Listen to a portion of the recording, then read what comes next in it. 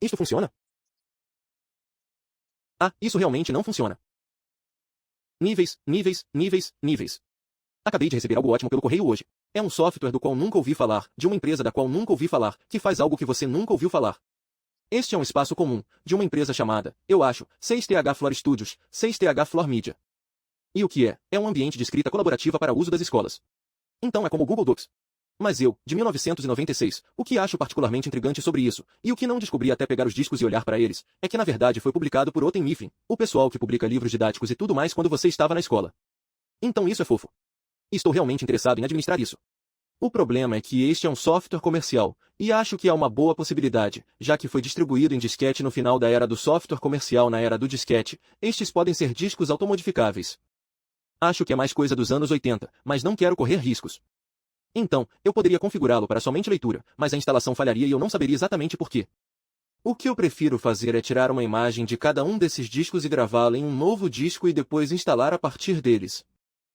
Definitivamente, essas são as melhores práticas. E quando você está trabalhando com algo tão antigo, é uma boa ideia fazer uma duplicata. Caso ei, talvez ele leia desta vez e amanhã não leia. E opa, foi a última vez que foi lido. Esse tipo de coisa acontece muito com mídia magnética. Quero dizer, a coisa falha. O que você pode fazer é velho. O problema é que minha configuração de extração ainda não está pronta. Eu tenho uma cópia do NetBSD instalada no Optiplex, mas para acessá-la tenho que passar o cabo para aquele drive e posso fazer isso. Não é grande coisa. Mas decidi que este era um bom momento para conectar o gadget que comprei em minha última grande viagem a um brechó. Esse gadget é o seletor de disco rígido do trio. Essas coisas são completamente ridículas. Eu não tinha ideia de que tal coisa existia. Quero dizer, é um absurdo. Esta é uma caixa que permite conectar 3 discos rígidos e alternar entre eles com um botão mecânico. Você está brincando? Isso é um absurdo. Quem faz isso? Você não faz isso com um disco rígido. Isso é selvagem. Bem, aparentemente eles acharam que estava tudo bem em fazer uma segunda versão, o Trios 2, que usa uma pequena caixa de controle externa em vez de usar botões no próprio dispositivo. Então isso é muito legal. Mas este é o que me interessa porque tem aqueles botões mecânicos. Tenho a sensação de que essa é uma versão muito mais avançada disso. E como o outro é só um cartão, e eu posso apenas olhar para ele e ver quais são os chips nele, acho que desmontar este vai ser muito mais interessante, porque tem algo para desmontar, porque o outro não é na verdade, não está em uma caixa, e essa está. Então posso desmontar algo. Isso está acontecendo? Então, sim, isso provavelmente será rápido, porque tem uma teoria sobre como essa coisa é construída. Eu acho que é apenas um punhado de interruptores digitais simples e reais, em seguida, apertar botões para conectá-los. Provavelmente nada de especial. Acho que vai ser um vídeo bem curto, mas mesmo assim achei que valeria a pena, porque vou fazer como fiz com o amplificador de distribuição VGA. Você sabe, vou cavar lá e descobrir como a coisa realmente funciona da melhor maneira que puder. De qualquer forma, não sou engenheiro elétrico. Acabei de pegar algumas coisas, então não sei como tudo funciona, mas tenho a sensação de que isso é bastante simples. Provavelmente posso explicar isso para você. Então vamos. Então, sim, de fato, eu limpei a bancada. Você nunca viu isso tão limpo. Quero dizer, você mal viu. Mas de qualquer forma, com base na documentação, essa coisa é super, super chinesa. Mas quem está surpreso? Ele vem com um pacote de cabos. E não são apenas cabos de dados, são também cabos de alimentação, porque essa coisa na verdade alterna a energia e também os dados. E isso é intrigante. Isso sugere que os botões realmente comutam provavelmente alguns transistores de grande potência, bem como os interruptores digitais, presumindo que estou certo sobre como eles são construídos. Oh, isso é fofo. Esta coisa nunca foi desempacotada. Na verdade, há um formulário de pedido aqui da pessoa que comprou esta coisa. Eles iriam colocá-lo em um sistema Pentium 3. Eles deram suas especificações de hardware e tudo mais. Eles deram informações sobre qual sistema operacional estavam carregando e nunca fizeram isso. Ah, uau! Essa coisa é construída de maneira muito, muito barata. Quero dizer, quem está surpreso? Mas de qualquer forma, na verdade não é preso com parafusos, é preso com abas. Então vamos em frente e tirar a etiqueta de garantia daqui. Sim, ó Deus, eles nem são abas. Eu não acho que você empurre isso para dentro. Acho que você tem que levantar a parte externa. Sim, estes não se movem. Você tem que levantá-los. Dobre o plástico nesta parte aqui. Isso é terrível. Tudo bem, então está desligado. Acho que é tudo o que temos que fazer. Acho que isso vai surgir agora. Pensei errado. Tem um pouco mais nisso. Talvez você retire a frente a seguir. Ah, lá vamos nós. Sim, aí está. Tentando estourar o fundo também? Não, é tudo uma peça. Ok, é só mais uma aba na frente, eu acho. Aqui estão alguns pequenos gadgets que preciso liberar aqui. Ah, lá vamos nós. Cara, tudo vai ser uma briga? Eu tenho que fazer esse também. Ah, lá vamos nós. Uau, então minhas suposições sobre como isso funcionava estavam erradas. Então não há muito aqui, para dizer o mínimo. Então isso aqui é uma trava D com clock quádruplo. Nós temos dois relés de polo duplo de duplo alcance, alguns transistores e apenas alguns componentes de suporte e isso é tudo.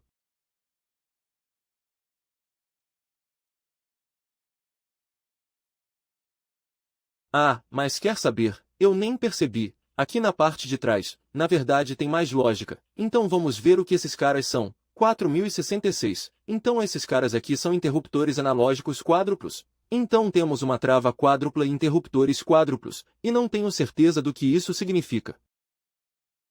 Nossa, como funciona esse gadget? Honestamente, não tenho certeza do que essa coisa está fazendo, mas acho que é algum tipo de trapaça. Acho que eles estão fazendo algo não exatamente correto. Acho que estão se aproveitando de alguma peculiaridade da maneira como os discos rígidos funcionam. Então nas instruções diz que todos os discos rígidos precisam ser configurados para seleção de cabo. Então o que isso nos diz? Acho que isso significa que eles estão usando esses interruptores quádruplos para enganar os drives para que basicamente não se afirmem quando ligam. Mas isso é estranho porque... É estranho porque eles têm os relés e a energia sai daqui. Então não está ligando as outras unidades se... Ah, ok. Você sabe, quase certamente o que é isso. Aposto que o que eles descobriram é que se você colocar 3 discos rígidos no mesmo cabo, e tudo o que você faz é apenas instruir 2 deles não funcionam, por não selecionar nada no seletor de dispositivos. O que realmente acontece é que os dados são captados pelos drives inativos e seus circuitos internos bagunçam o barramento. Então, provavelmente, se eu tivesse que adivinhar, o que esses interruptores quádruplos estão fazendo é desconectar alguns cabos importantes quando você troca de unidades, de modo que as unidades que não estão ativas não sejam capazes de interferir nos sinais do barramento. Quero dizer, o que mais poderia ser? Bem, ok, e talvez parte disso possa ser discernido apenas pelo esquema. Ah, sim, é exatamente isso que está acontecendo. Vamos ver se conseguimos descobrir o que está fazendo. Então, vou desconectar esse cabo de fita para poder retirar esta placa e mostrá-la para vocês. Mas para fazer isso, tenho que ter muito cuidado. E esta aqui é a razão. Se você olhar atentamente, verá que a borda direita do conector de fita tem 2 pinos extras pendurados na borda do conector. Então, por que você faria isso? Por que não usar apenas o cabo plano do tamanho certo? Ok, bem, trabalhei na fabricação de eletrônicos e posso dizer que às vezes você simplesmente não consegue o que precisa. Portanto, o cabo plano vem em tamanhos padrão, e a única diferença entre eles é quantas linhas existem no conector. Veja, o conector tem todas essas 2 colunas de pinos. Obviamente, cada um deles só está disponível em números pares. E a única diferença entre esses conectores é quantas colunas eles possuem. Agora, para ficar claro, a razão pela qual os cabos planos são populares é porque você pode terminar muitos fios de uma vez. O que significa encerrar? Isso significa que você não precisa soldar cada um deles. Há 20 fios aqui. Se você soldasse cada um deles por, digamos, 10 segundos por peça, isso equivaleria a vários minutos de soldagem. Você pode fazer um desses em menos de 2 segundos por final. Você acabou de fazer a crimpagem. Esses conectores são chamados de conectores de deslocamento de isolamento. E a forma como eles funcionam é dentro do conector, tem um monte de dentinhos de metal. E quando você coloca o cabo lá e aperta a parte de trás, ele esmaga o cabo em todos aqueles dentes. Eles passam pelo isolamento plástico e vão direto para o fio. Dessa forma, você não precisa descascar cada fio individual e prender um pequeno conector em cada um deles ou soldar cada fio individual. Então eles fazem isso até a linha 80. E ainda mais, você pode conectar 80 linhas por crimpagem em menos de 1 segundo. São 80 fios em menos de 1 segundo. Se você fosse o melhor técnico em ferro de solda do mundo, isso levaria mais de 10 minutos, e para a maioria das pessoas, levaria mais de meia hora. Portanto, eles são incrivelmente populares na computação mais antiga. Hoje em dia eles usam essas pequenas fitas planas de Mylar ou mudaram para uma contagem menor de condutores para tudo. Tudo hoje em dia usa menos fios. Eles conseguiram obter muito mais funcionalidades compactadas no ICS. Há muito menos interconexões entre coisas que... Mas nessas aplicações eletrônicas básicas, ainda hoje temos muitos condutores individuais. Portanto, esses cabos planos só vêm em números pares porque os conectores são todos de 2 fileiras. Portanto, cada coluna adiciona 2 pinos. Então você pode obter 14 linhas, 16 linhas, 18 linhas, 20 linhas, mas não pode obter 19. Obviamente, tudo bem neste caso porque eles estão usando 18 pinos no conector em que isso está acontecendo, e eles fazem conectores de 18 pinos e fazem cabos de fita de 18 fios. Então, por que eles usam 20? Bem, isso se resume apenas ao fornecimento. Tive essa experiência quando você está fazendo montagem de eletrônicos. Liga para seu fornecedor e diz, ei, estou sem cabo de fita. Você deveria ter alguns aqui há 2 semanas. Eles dizem, bem, o caminhão nunca chegou, então não o pegamos. Então você não entendeu. O que você faz? Bem, o que você faz é ir ao back-office, desenterrar uma caixa velha de 20 fitas condutoras e usá-la. Ou talvez você tenha outro produto que usa fita condutora 20. Então você tem um produto que usa 18 e outro que usa 20. Se você comprar dois tipos diferentes de fita, você acabou de comprar o dobro de material. Isso é péssimo. Então o que você fazenda é para o condutor 20, você usa o condutor 20, e para o condutor 18, você usa o condutor 20. E a razão para isso é que esses são chamados conectores DIP. Esse é o pino duplo em linha. Então, se você olhar para isso, verá que há apenas um conjunto de pinos e depois outro conjunto de pinos logo abaixo dele. Portanto, a diferença entre um conector de 18 e 20 pinos é que há mais dois pinos em uma extremidade, o que significa que você pode conectar confortavelmente um conector de 20 pinos a ele, e dois pinos ficarão pendurados na extremidade. E considerando que os consumidores nunca deveriam tocar nisso, qual era o problema? Agora, é claro, você provavelmente reconhece esse tipo de conector como um tipo usado nos cabos do disco rígido. E sim, é a mesma coisa. É um pouco mais especializado em seu disco rígido, eles usam conectores especiais que possuem uma cobertura com um pequeno recorte, então você não pode conectar o cabo de cabeça para baixo. É chamado de conector chaveado. É um luxo agradável, mas realmente não há razão para usá-lo internamente em algo, a menos que você não confie em seus técnicos de montagem. Além disso, esses conectores custam mais dinheiro. E também não permite fazer truques como esse. Então, sim, é mais do que provável que eles estejam usando isso só porque custou muito dinheiro ou demorou muito para conseguir o condutor 18. Mas quando você for desmontar essa coisa, você precisa ter certeza de que está fazendo certo. Porque se eu juntar isso de novo e tirar um desses por uma linha? Tudo bem, então vamos fazer um pequeno rastreamento aqui. Então, se você olhar para este pino aqui, este é o primeiro pino de um dos conectores de identificação. Ou talvez seja o último alfinete, não sei. Enfim, siga o rastro daqui até ali. Portanto, este pino e aquele pino estão conectados. Agora siga novamente. E vai lá e de novo. E vai para lá. E não há outras conexões. Poderia haver um do outro lado, mas não vejo vias. E não vejo nenhuma linha saindo debaixo dos conectores. Então esse não é o caso. Isso nos diz que essas linhas estão completamente isoladas do resto do tabuleiro. Eles estão conectados apenas um ao outro. Isso confirma minha teoria de que todas as unidades estão conectadas em paralelo ao mesmo cabo, compartilhando linhas de dados. Então você pode dizer pela regularidade de que tudo isso está configurado dessa maneira. Portanto, podemos ignorar tudo isso. Aquele cara provavelmente tem um chão, então provavelmente foi perfurado devido a um plano de chão do outro lado. O fato de ser muito, muito grande apoia essa teoria. Você pode ver aqui, as coisas estão começando a ficar diferentes. Então vamos rastrear. Este se conecta ali, conecta ali, conecta ali. E esse aqui embaixo ali, ali, ali e ali. Ok. E é aqui que as coisas ficam diferentes. Você vê este aqui se levanta e vem até aqui. Esse está conectado o tempo todo. E então este está indo para algum lugar. Não vemos isso conectado a nada. Então talvez haja um rastro do outro lado, ou talvez esse não esteja em uso. E então este está totalmente conectado. Este está totalmente conectado. Sim, você pode ver o que está acontecendo aqui. Então, se olharmos para este aqui, este é o quinto da direita neste conector, e aquele vai para outro lugar. Se chegarmos ao quinto a partir daqui, não vemos uma conexão. Então provavelmente há um rastro do outro lado. Quinto a partir da direita aqui, mesma coisa. Quinto, e aqui mesmo, este sai e vai para outro lugar. Então podemos ver agora quais estão envolvidos nisso. Cada um dos pinos que não está quebrado deve ser o que eles estão trocando. Então, vamos descobrir o que são. Tudo bem, verifiquei a numeração do outro lado da placa e parece que este é o pino 40 e aquele é o pino 39. Então, pinos de 3.938 a 3.739 e de 3.736 a 3.031, vamos procurar a fiação e de ver o que são. Tudo bem, com base no que acabei de pesquisar online, aqui está o que temos. 39 é o driver LED. Eu sei o que é isso, explicarei em um segundo. 37 é uma das linhas de seleção de cabos. Aparentemente há dois deles, mas eles só estão trabalhando com um deles. Acho que 38 pode estar desconectado.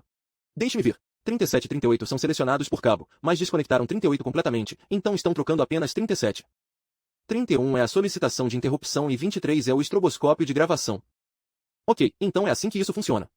Eles fizeram exatamente o que eu pensei que estavam fazendo. Eles não estão apenas interrompendo os pinos de seleção do cabo, mas também interrompendo o estroboscópio direito e a solicitação de interrupção.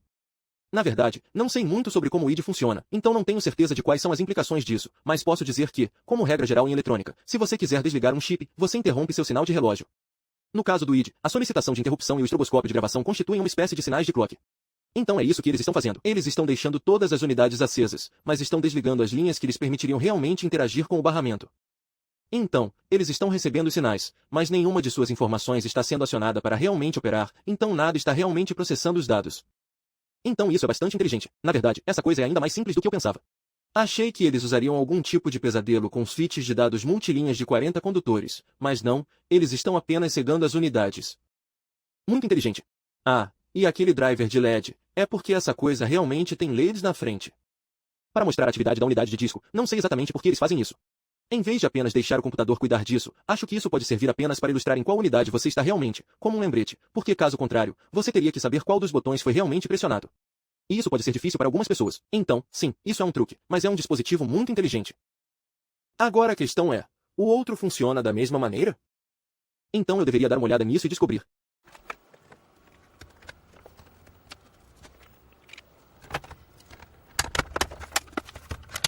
Se você já se perguntou, por que eles fazem coisas de plástico em vez de apenas de metal? O metal não é tão caro. Acabei de mostrar o porquê. Você viu quão rápido eu montei essa coisa?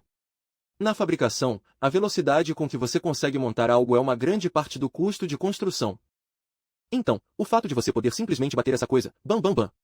Sem fixadores, sem chaves de fenda, sem torque, sem loctite. Isso representa uma enorme economia de custos. Então, em qualquer coisa barata, você verá chassis de plástico só porque são mais fáceis de montar. Ok, então essa coisa é muito legal. O problema é que realmente não tenho espaço para isso. Minha máquina tem apenas 2 baías de 5 1/4, e em breve terei que colocar um disquete de 5 1/4 em uma delas. Então terei que usar o outro dispositivo porque ele não ocupa um compartimento de unidade frontal. Então, vamos prosseguir com isso. Ah, e demorou alguns minutos para isso clicar, mas sim, ele interrompe os outros sinais, mas essa não é a única maneira de selecionar entre as unidades porque tem os conectores de alimentação e os grandes relés ali, então é quase certamente usando isso também. Portanto, não se trata apenas de desabilitar as outras unidades ao inibir as linhas de dados, mas também de desligar completamente. Mas como eu estava sugerindo anteriormente, provavelmente ainda está interrompendo a conexão com eles para que eles não induzam uma carga parasita nessas linhas de dados e as arrastem para baixo, ou introduzam estática na linha. Ou Deus me livre que os transistores comecem a operar fora de a corrente passando por eles ou algo parecido. Ok, aqui vamos nós.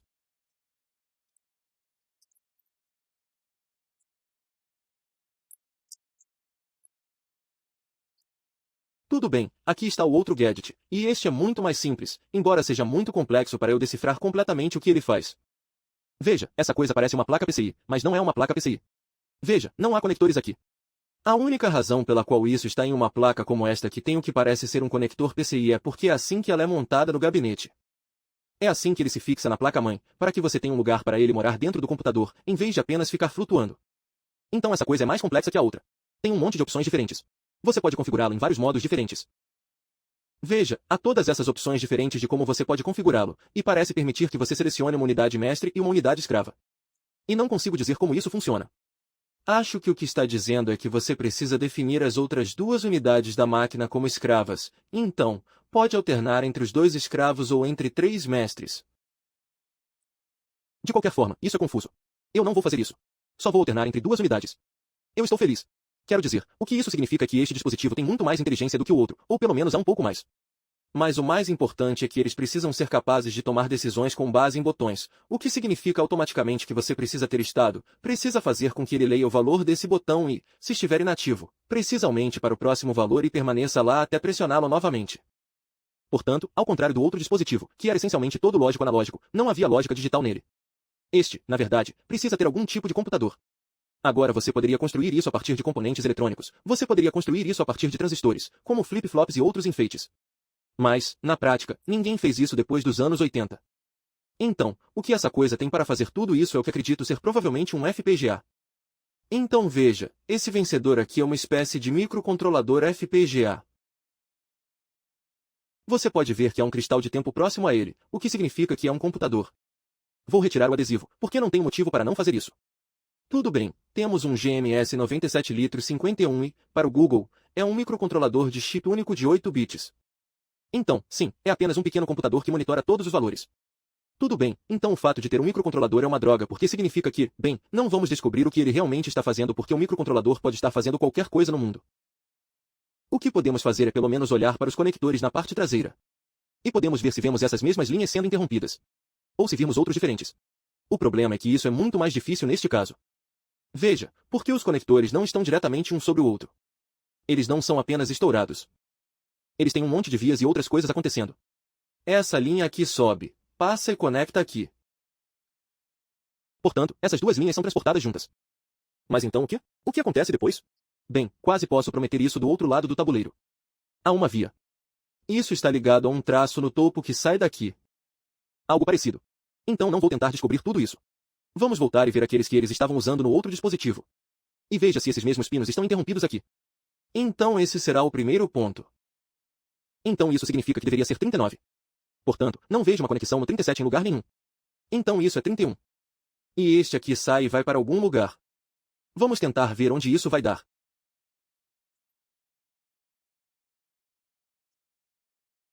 Sim, é isso que está acontecendo. Sim, totalmente. Ok, sim, então esse é o acordo. Eles estão usando a mesma abordagem nisso e no outro. Então, sim, este é o mesmo dispositivo, só tem muito mais sofisticação. E em vez de usar relés, eles estão usando apenas esses transistores de potência básicos de 92. Portanto, o consumo de energia do disco rígido diminuiu. Ou perceberam que os relés eram um exagero. Ou os transistores melhoraram. Agora, os outros componentes aqui são na verdade muito mais interessantes do que todo o resto. Porque eles são switches de barramento de 10 bits 3861 que... Ok, então o que isso significa? Esses dispositivos aqui, aqui e aqui, esses pequenos circuitos integrados, o que são? São bancos de interruptores. Portanto, quando você aplica tensão na entrada de um deles, ele liga ou desliga 10 interruptores. Então por quê? Por que tantos? Eles devem estar fazendo algo diferente do que faziam com o outro. Algo significativamente diferente. Não tenho certeza do que. Parece que ainda está trocando energia, ainda trocando as linhas de seleção da unidade. Então não tenho certeza do que eles estão fazendo. E esta placa infelizmente é muito complicada para eu descobrir. Mas definitivamente um dispositivo legal. E espero que funcione, porque eu realmente preciso trocar os discos rígidos. Então vamos em frente, instalá-lo e ver se funciona bem.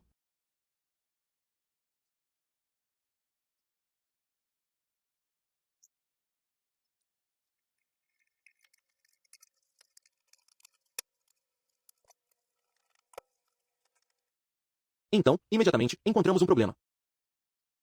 Todas as portas de cabo estão bloqueadas, então tenho que trocar isso pelo número gráfico. Isso me deixa desconfortável, mas tudo bem.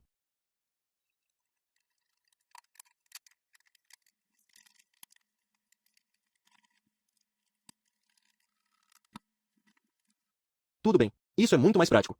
Eu deveria ser capaz de fazer isso. E enquanto eu não preencher todas as vagas do ISIS, isto deverá ser sustentável.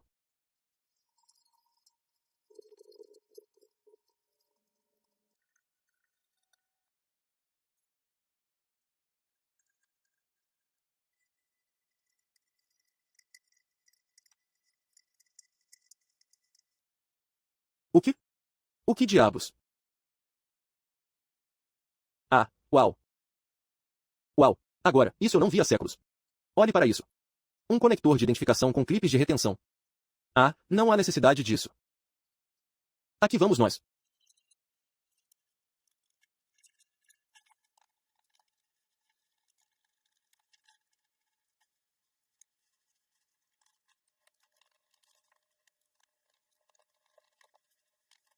Oh. Você sabe, vale a pena ressaltar que este não possui condutores suficientes para interromper a energia de cada disco rígido individualmente, então este não pode usar essa abordagem. Deve-se usar a abordagem de desligar as próprias linhas de dados.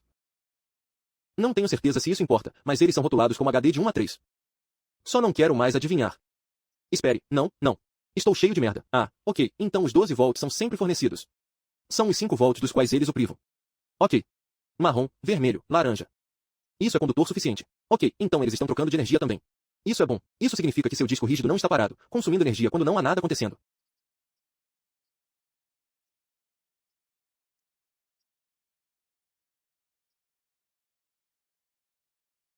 Basta colocar nosso caso de volta e ver.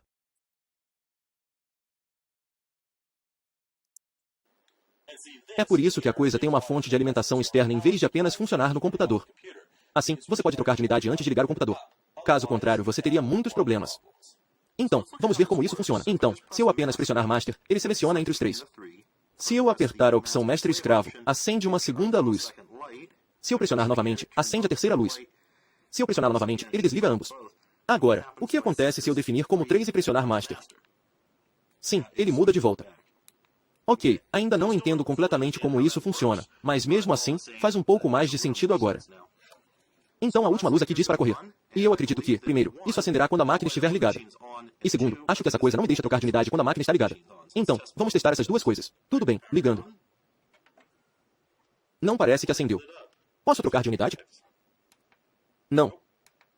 Ok, talvez essa luz acenda para que você saiba que a unidade está sendo acessada. Ok. E aqui estamos. Falha no controlador de disco rígido congelado. Oh, não gostei de algo tão falha no controlador de disco rígido. Isso é muito ruim. O que significa? Isso significa que o controlador do disco rígido ficou tão confuso que não conseguiu iniciar. Vamos tentar mudar as entradas. Não, isso não vai funcionar. Ok, bem, isso foi um anticlímax. Não funciona. E, francamente, não tenho ideia do que faria para diagnosticar isso. Tudo configurado corretamente, simplesmente não funciona. Então está numa caixa desde 2000 ou algo assim, e foi tocado por mãos humanas. Foi espancado, foi de boa vontade. Eu toquei. Você sabe, qualquer coisa poderia ter frito o circuito ali. Portanto, o microcontrolador principal pode ter algumas linhas de I/O preparadas ou pode estar espalhando fusnoide. Qualquer coisa pode estar acontecendo. Ou pode ser apenas incompatível com o controlador ATA desta máquina. Quem sabe? Poderia estar fazendo algo com os sinais lógicos que apenas confunde os drivers do transistor no chip ATA. Quero dizer, isso não é algo que você deveria fazer. Portanto, não é realmente surpreendente para mim que não tenha funcionado. Na verdade, honestamente, tenho a sensação de que isso não funcionou. Tenho a sensação de que este produto é uma besteira. Tipo, eu meio que suspeito que nunca funcionou muito bem. Tipo, sim, claro, tenho certeza de que funcionou no laboratório deles quando eles estavam testando, você sabe, máquinas de teste ATA, mulas que eles obtiveram da Intel ou SIG ou qualquer outra coisa, coisas que foram projetadas exclusivamente para testar controladores ATA perfeitamente compatíveis. Sim, provavelmente funcionou lá. Ou funcionou em placas-mãe Intel da marca Intel perfeitamente compatíveis. Eles provavelmente não o testaram em muitas máquinas de consumo. Não sei, quero dizer, tudo isso poderia ser, mas a questão é que não funcionou. E vou me livrar dele porque mesmo que consiga fazê-lo funcionar, não quero algo estranho em minha máquina que possa causar problemas mais tarde. Já tive problemas suficientes com a máquina. A última coisa que preciso é do meu disco rígido de preço ou, Deus me livre, do meu secundário, no qual devo fazer todas essas imagens para fritar. Eu simplesmente não posso correr esse risco. Então, vou em frente retirá-lo e farei as coisas à moda antiga. E terei que encontrar uma maneira de criar imagens desses discos no Windows até encontrar uma maneira melhor de fazer o que estou fazendo de qualquer maneira. Embora eu ache que minha análise técnica de ambos os dispositivos foi precisa. É bastante óbvio para mim como eles funcionam, e espero que você pelo menos tenha se divertido com isso, mesmo que a recompensa não tenha vindo. Embora, honestamente, vendo uma máquina inicializando em um sistema operacional e depois inicializando em outro, você provavelmente encontrará muitos outros vídeos sobre isso no YouTube. Então você realmente precisava disso? De qualquer forma, obrigado por se juntar a mim e espero que você tenha mais sorte em suas viagens do que eu nesta. Ou as coisas correram tão mal. Veja, alguns dias depois, enquanto trabalhava na máquina com um amigo, abri-a e descobri que não consegui conectar todos os discos rígidos. Portanto, o erro do controlador do disco rígido ocorreu porque ele viu algo conectado, que era o cabo que vinha da chave do disco rígido, mas na verdade não detectou nada quando tentou se comunicar com ele. Então, depois de ser ridicularizado cruelmente pelo amigo, tudo acabou. Liguei tudo de volta. E aqui está inicializando no Windows e mudando para outra unidade. E aqui estamos inicializando o Internet BSD. Então, como descobri, apesar de eu ser um completo idiota, este acabou sendo um produto perfeitamente funcional que funciona muito bem e tem proteções sensatas e é fácil de configurar e, no geral, uma peça de hardware absolutamente fantástica. Estou muito feliz por tê-lo adquirido e tornará minha máquina retro muito mais fácil de usar no futuro. Então, de verdade desta vez, obrigado por se juntar a mim e espero que você tenha se divertido, apesar de eu ser um idiota completo.